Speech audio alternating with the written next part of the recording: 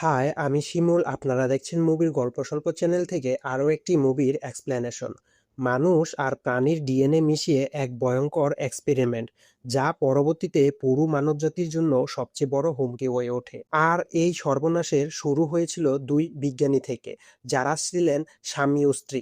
স্বামীর নাম ছিল ক্লাইভ আর স্ত্রীর নাম ছিল এলসা। আসলে তারা দুজনেই জেনেটিক সায়েন্টিস্ট ছিল। তাদের কাজ ছিল নতুন জীব তৈরি করা এবং সেই জীবের প্রোটিন ব্যবহার করে নানা মারাত্মক রোগের ওষুধ বানানো।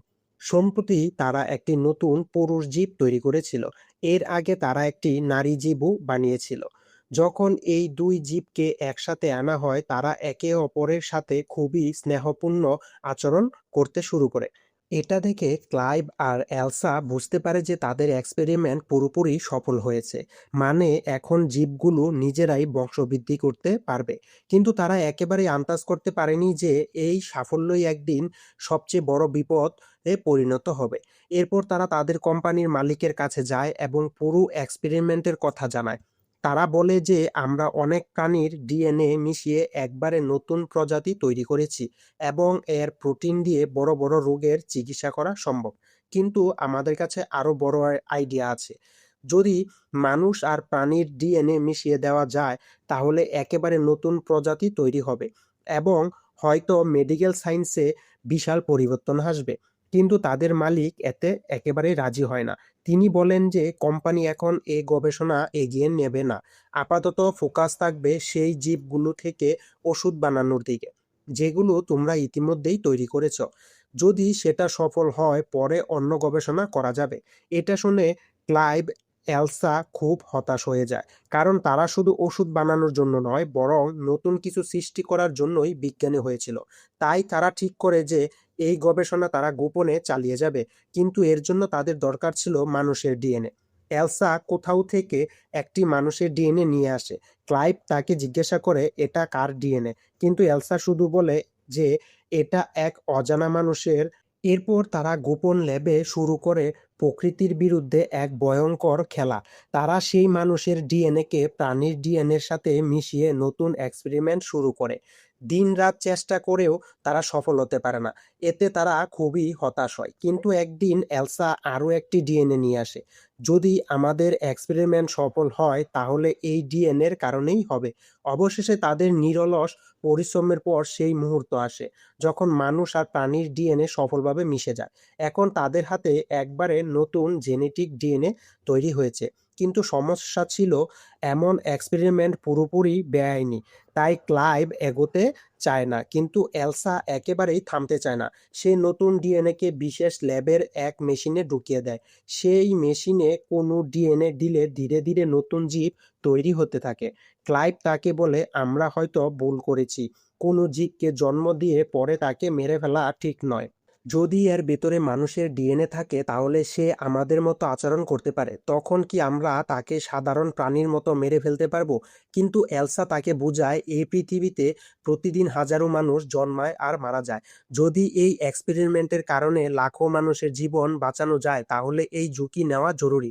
অবশেষে ক্লাইভ এলসার কথা মেনে নেয় এবং দুজনেই সেই মেশিনের দিকে নজর রাখতে থাকে। কিন্তু হঠাৎ এমন কিছু ঘটে যার একটুও তারা আশা করেনি। এক সন্ধ্যায় হঠাৎ পুরো ল্যাবের অ্যালার্ম জুড়ে বাজতে শুরু করে। সেখানে গিয়ে তারা দেখে যে সেই জীব প্রত্যাশার চেয়ে অনেক দ্রুত বিকশিত হয়েছে এবং এখন বাইরে আসার জন্য প্রস্তুত। এলসা তাড়াহুড়ো করে ক্রিয়েচারটাকে বের করার জন্য হাত মেশিনের ভিতরে ঢুকিয়ে দেয়, কিন্তু তখনই সেই ভয়ঙ্কর জীব তার হাত ধরে ভেতরের দিকে টানতে শুরু করে। ব্যথায় এলসা চিৎকার করতে থাকে। নিজের স্ত্রীকে বাঁচাতে ক্লাইভ দ্রুত পাশে থাকা লোহার রড তুলে নিয়ে মেশিনের কাঁচ ভেঙে দেয়। কাঁচ ভাঙতেই ভেতরে জমে থাকা তরল বাইরে ছড়িয়ে পড়ে এবং সেই রহস্যময় প্রাণীও বেরিয়ে আসে। দেখতে ছিল ভীষণ অদ্ভুত আর ভয়ঙ্কর। ক্লাইভ কোনোভাবে তাকে ধরে একটি বড় বাক্সে বন্দি করে ফেলে। এরপর ক্লাইভ সিদ্ধান্ত নেয় যে এখনই তাকে শেষ করে দেওয়া উচিত। কিন্তু এলসা তাকে থামিয়ে দেয়। সে বলে, এখনই মেরে ফেলা উচিত নয়। আগে দেখা যাক আমরা আসলে কি তৈরি করেছি। ক্লাইভ তার কথা না মেনে আবার সেই ঘরে যায়, কিন্তু সেখানে গিয়ে দেখে যে প্রাণীটি তো আগেই মৃত অবস্থায় পড়ে আছে। এটা দেখে সে ফিরে আসে, কিন্তু এলসার মাথায় যেন ভূত চেপে বসেছিল। সে আস্তে করে বাক্স খুলে দেখে ভেতরে কোনো প্রাণী নেই, শুধু খোসা পড়ে আছে, মানে সে নিজের চামড়া ফেলে দিয়ে আগেই পালিয়ে গেছে এবং এখন ল্যাবের ভেতরে কোথাও লুকিয়ে আছে। এলসা হতাশ হয়ে বেরোতে যাচ্ছিল, তখনই হঠাৎ সেই রহস্যময় প্রাণীর সামনে এসে দাঁড়ায়। তাকে দেখে এলসা এক মুহূর্তের জন্য চমকে ওঠে, কারণ এবার তার রূপ আরো অদ্ভুত হয়ে গিয়েছে। সবচেয়ে আশ্চর্যের বিষয় ছিল সে এখন মানুষের মতো দুই পায়ে হাঁটছিল।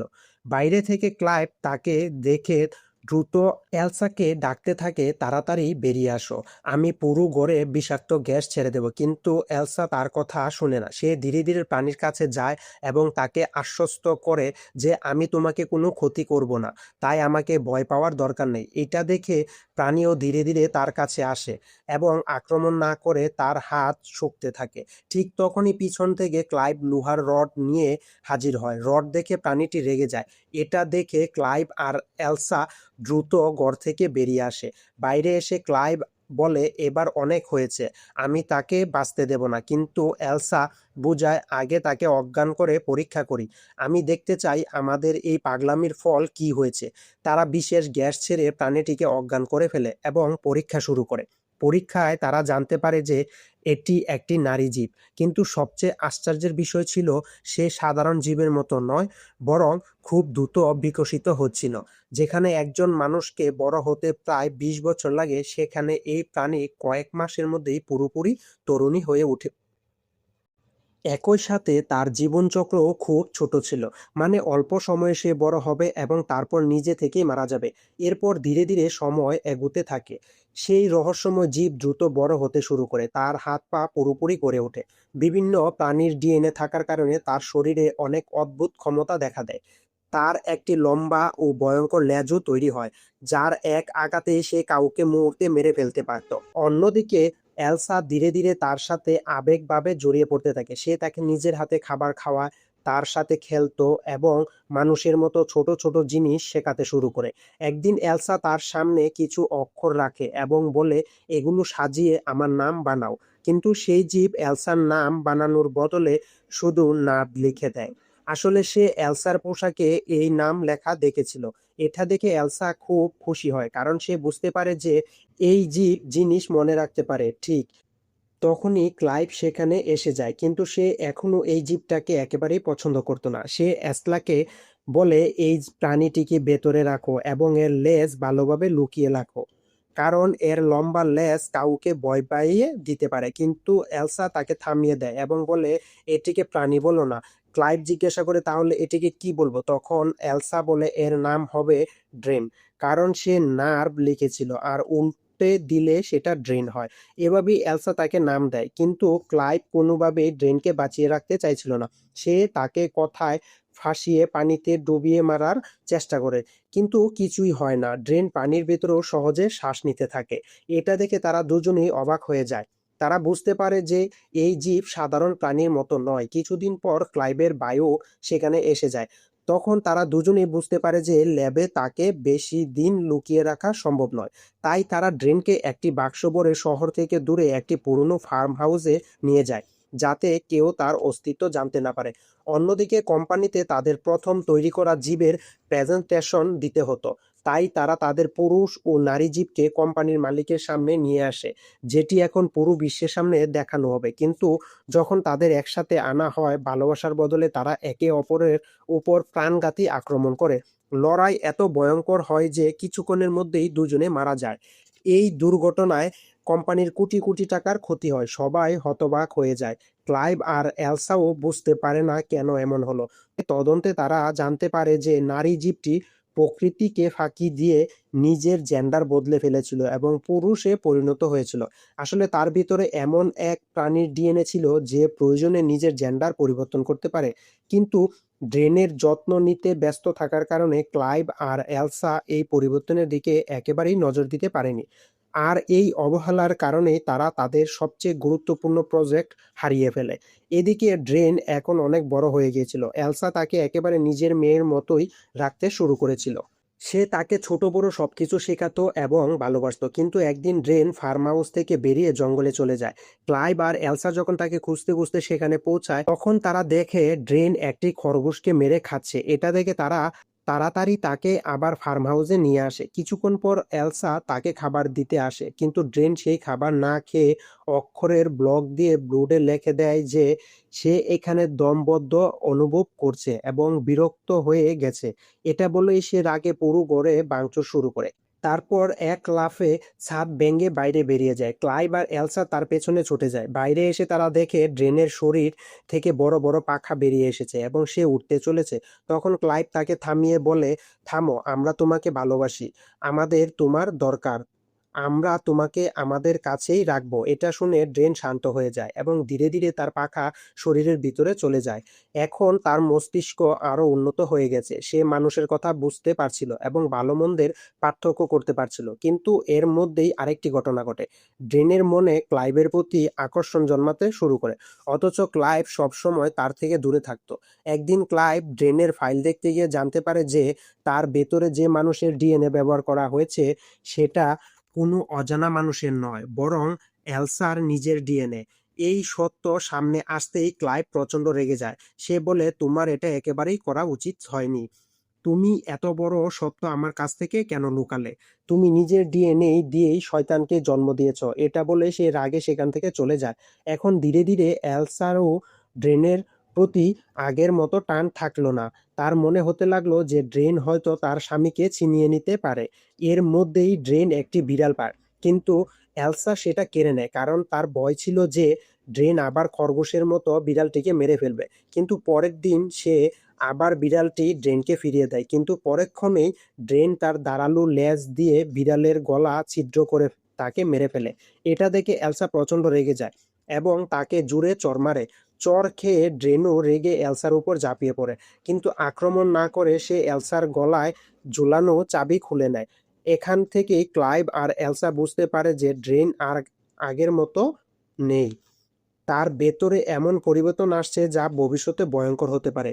অন্যদিকে এলসা সেই বিশেষ প্রোটিন তৈরি করতেও সফল হয়ে যায়, যার দায়িত্ব কোম্পানি তাকে দিয়েছিল। একদিন ক্লাইভ ল্যাপটপের ক্যামেরার মাধ্যমে ড্রেনকে নজর রাখছিল। তখন ড্রেন পানির ভিতরে বসেছিল। ক্লাইভ স্ক্রিনে হাত রাখে আর অপরদিকে ড্রেনও ক্যামেরার একই জায়গায় হাত রাখে। মানে সে আগেই বুঝে গিয়েছিল যে ক্লাইভ তাকে দেখছে। এটা দেখে ক্লাইভ পুরোপুরি হতবাক হয়ে যায়। কিছু সময় পর ক্লাইভ একা সেই ফার্ম হাউসে পৌঁছায় যেখানে ড্রেন থাকতো। সে তাকে ডাকতে থাকে, কিন্তু ড্রেন কোথাও দেখা যায় না। হঠাৎ পিছনে ঘুরে দেখে ড্রেন ঠিক তার পেছনে দাঁড়িয়ে আছে। ধীরে ধীরে সে ক্লাইভের কাছে আসে এবং ইশারায় বোঝাতে থাকে যে সে তাকে পছন্দ করে। ক্লাইভ তাকে বোঝায় যে এটা একেবারেই ভুল। কিন্তু আসল সত্য ছিল ক্লাইভও আর নিজের আবেগ নিয়ন্ত্রণ করতে পারছিল না এবং তার সাথে সম্পর্ক তৈরি করে ফেলে। ঠিক তখনই এলসা সেখানে এসে যায়। দুজনকে একসাথে দেখে তার মন ভেঙে যায় আর সেখান থেকে চলে যায়। ড্রেনের ধারালো লেজ যে কারোর জন্য প্রাণঘাতী হতে পারত, এলসা তার লেজ কেটে দেয়। এই সিদ্ধান্ত নেওয়া তার জন্য সহজ ছিল না, কারণ ভেতরে ভেতরে সে নিজের ভুল বুঝতে শুরু করেছিল। ক্লাইভ আর এলসা দুজনেই বুঝে গিয়েছিল যে তাদের এই এক্সপেরিমেন্ট করা উচিত ছিল না। এলসা ক্লাইভকে বলে যে প্রোটিন কোম্পানির দরকার ছিল সেটা আমি তৈরি করে ফেলেছি, এখন আমাদের ড্রেনের আর কোনো প্রয়োজন নেই, তাই তাকে জীবিত রাখার কোনো মানে নেই। অবশেষে তারা সিদ্ধান্ত নেয় যে ড্রেনকে শেষ করে দিতে হবে। কিন্তু যখন তারা ড্রেনের কাছে পৌঁছায় তখন দেখে তার অবস্থা খুবই খারাপ।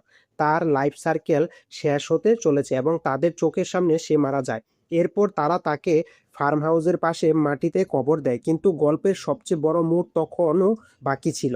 কিছুক্ষণ পর ক্লাইভের ভাই সেখানে এসে যায়। তার সাথে কোম্পানির আরেকজন কর্মচারীও ছিল। ক্লাইভের ভাই বলে, আমাদের সবকিছু জানা হয়ে গেছে, তোমরা এমন এক জীব তৈরি করেছো যা মানুষের মতো দেখতে, কারণ কোম্পানিকে যে প্রোটিন দেওয়া হয়েছে তার ভেতরে মানুষের ডিএনএও আছে, তাই আমি সেই জীবকে নিজের চোখে দেখতে চাই। ক্লাইভ আর এলসা তাকে বলে, ড্রেন এখন মৃত, আমরা তাকে কবর দিয়েছি। কিন্তু ঠিক তখনই হঠাৎ জোরে একটি চিৎকার শোনা যায়। শব্দ আসছিল সেই জায়গা থেকে যেখানে ড্রেনকে কবর দেওয়া হয়েছিল। সবাই দৌড়ে সেখানে যায়, কিন্তু সেখানে পৌঁছে তারা দেখে ড্রেন কবরের ভেতরে নেই, বরং ছাদের উপর দাঁড়িয়ে আছে। মানে সে আবার জীবিত হয়ে উঠেছে, কিন্তু এবার সে আগের চেয়ে অনেক বেশি শক্তিশালী এবং ভয়ঙ্কর। তার বড় বড় পাখা বেরিয়ে এসেছে এবং তার কাটা লেজও আবার গজিয়ে উঠেছে। আর পরের মুহূর্তেই ড্রেন সবাইকে আক্রমণ করে বসে। সবচেয়ে আগে ড্রেন ক্লাইভের ভাই এবং তার সঙ্গে আসা কর্মচারীকে নির্মমভাবে হত্যা করে। ক্লাইভও গুরুতরভাবে আহত হয়ে অচেতন হয়ে পড়ে। তখন ড্রেন সরাসরি এলসার কাছে যায় এবং তাকে ধরে ফেলে। এখানে আরেকটি বড় সত্য সামনে আসে। ড্রেনও নিজের জেন্ডার বদলে ফেলেছিল, কারণ তার ভেতরে এমন প্রাণীর ডিএনএ ছিল যা প্রয়োজনে নিজের জেন্ডার পরিবর্তন করতে পারে। অর্থাৎ এখন ড্রেন আর নারী নয়, পুরুষে পরিণত হয়েছে। তাই সে এলসার সঙ্গে জোর করে সম্পর্ক তৈরি করে। কিন্তু ঠিক তখনই পিছন থেকে ক্লাইভ সাহস করে একটি বড় কাঠের টুকরো ড্রেনের শরীরে ঢুকিয়ে দেয়। এতে ড্রেন আহত হয়ে এলসাকে ছেড়ে দেয়, কিন্তু পরক্ষণেই সেই কাঠ বের করে ক্লাইভের উপর আক্রমণ করে। এটা দেখে এলসা দ্রুত একটি পাথর তুলে নিয়ে ড্রেনের মাথায় আঘাত করে। সে দ্বিতীয়বার আঘাত করতে যাচ্ছিল, কিন্তু হঠাৎ থেমে যায়, কারণ তার মনে হয়েছিল যে যে জীবকে সে নিজের হাতে তৈরি করেছে এখন তাকেই নিজের হাতে শেষ করতে যাচ্ছে। উপরন্তু ড্রেনের ভেতরে তার নিজের ডিএনএও ছিল। কিন্তু ঠিক সেই মুহূর্তে ড্রেন সুযোগ নিয়ে তার ধারালো লেজ ক্লাইভের শরীর ভেদ করে দেয়। এতে ক্লাইভ সেখানেই মারা যায়। স্বামীর মৃত্যু দেখে এলসা পুরোপুরি ভেঙে পড়ে। এবার সে আর কিছু না ভেবে সে বড় পাথর দিয়ে বারবার ড্রেনের উপর আঘাত করে এবং অবশেষে ড্রেন চিরতরে মারা যায়। এরপর কিছু সময় পরের দৃশ্য দেখানো হয়। সেখানে এলসা তার কোম্পানির মালিকের সঙ্গে দেখা করেছে। এখানে জানা যায় যে এলসা গর্ভবতী, কিন্তু সবচেয়ে চমকপ্রদ সত্য ছিল তার গর্ভে থাকা সন্তান ক্লাইভের নয়, বড় ড্রেনের। কোম্পানির মালিক তাকে জানায় যে ড্রেন থেকে পাওয়া প্রোটিনের কারণে কোম্পানি বিশাল লাভ করেছে। তাই এখন কোম্পানি এই গবেষণাকে আরো এগিয়ে নিতে চায় এবং এই সন্তান সেই গবেষণার সবচেয়ে গুরুত্বপূর্ণ অংশ হতে পারে। কারণ এলসা তার স্বামীকে হারিয়েছে এবং এই গবেষণার জন্য নিজের জীবন পর্যন্ত ঝুঁকিতে ফেলেছে। তাই কোম্পানি তাকে এর বদলে বিপুল অর্থ দেওয়ার সিদ্ধান্ত নেয়। অন্যদিকে এলসা ভালো করেই জানতো যে এই গবেষণা কতটা বিপজ্জনক, কিন্তু একজন জেনেটিক সায়েন্টিস্ট হিসেবে সে চাইলেও এই গবেষণাকে থামাতে পারছিল না। এভাবেই গল্প শেষ হয়। কিন্তু একটি প্রশ্ন থেকেই যায়, মানুষের কি সবকিছুই তৈরি করে ফেলা উচিত যা সে তৈরি করতে পারে? যদি আপনাদের এই ভিডিওটি ভালো লেগে থাকে তবে আমার চ্যানেলটিকে সাবস্ক্রাইব করে দিবেন। আবার দেখা হবে অন্য কোনো ভিডিওতে। Tata, bye bye.